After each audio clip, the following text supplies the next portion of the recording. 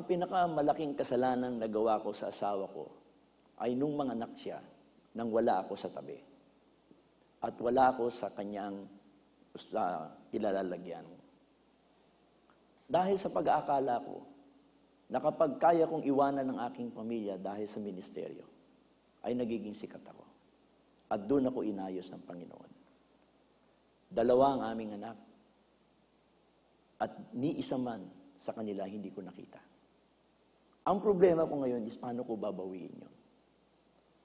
Dumating sa buhay namin, mag-asawa, na binago kami ng Panginoon.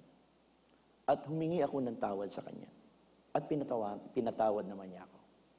At ang pinakamaganda rito ay binawi ko.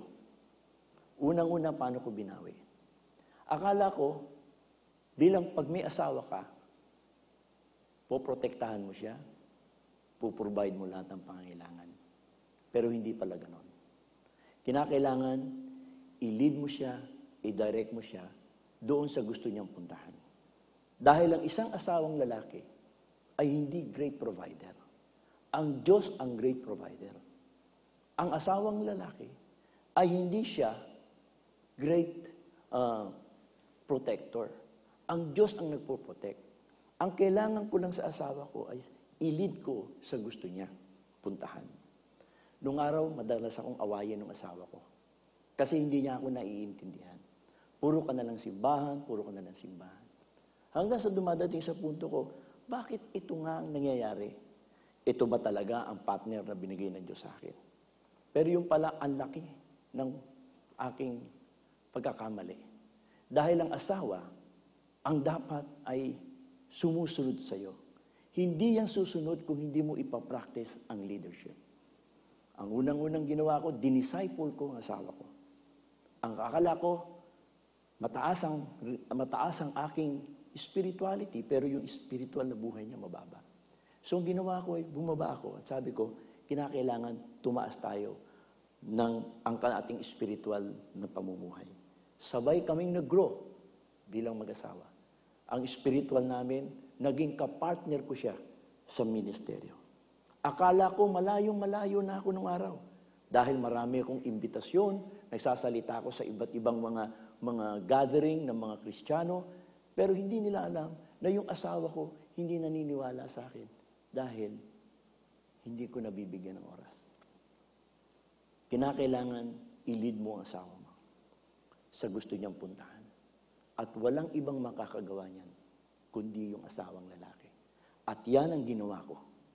Mula sa spiritual na pamumuhay, umangat siya dahil nagbigay ako ng oras, nagsabay kaming tumaas ang spiritual na buhay namin at pareho na kaming naglilingkod ngayon. Dahil pinractice ko ang pagiging leader bilang isang mag-asawa. Ang isang asawang lalaki ay kinakailangan dalhin mo ang asawa mo sa isang mataas na level. One time, nung isang nabawi ko ang kanyang pagmamahal sa akin ay hindi ko alam na gustong-gusto pala niya yung bulaklak.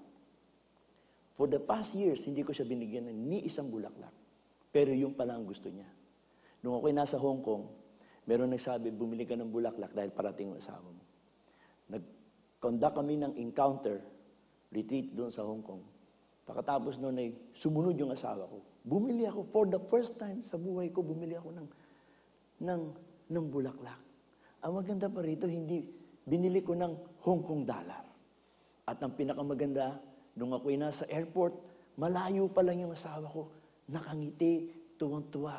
Akala ko, ako ang kanyang sasalubungin, pero ang una niyang kinuha yung bulaklak. Ang ibig sabihin niyan, kung ano ang gusto ng asawa mo, yun ang ibigay mo. At alamin mo, kapag hindi mo inalam, hindi mo mawiwin ang iyong asawa.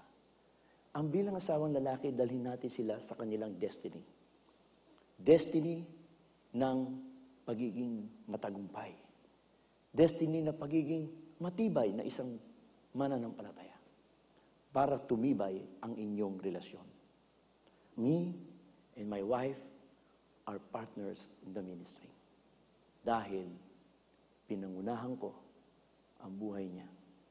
Dinisciple ko ang asawa ko. Bago ko mag-disciple ng ibang tao, dinisciple ko muna ang asawa ko. Ang unang dapat maniwala sa akin bilang pastor ay ang asawa ko. Dahil 24 oras ko siyang kasama.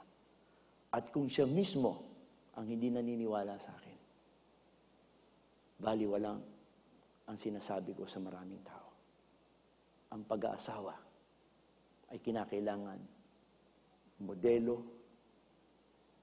isa kang modelo, imo-motivate mong asawa mo hanggang siya ay mapunta doon sa gustong ratingin ng Panginoon para sa kanya.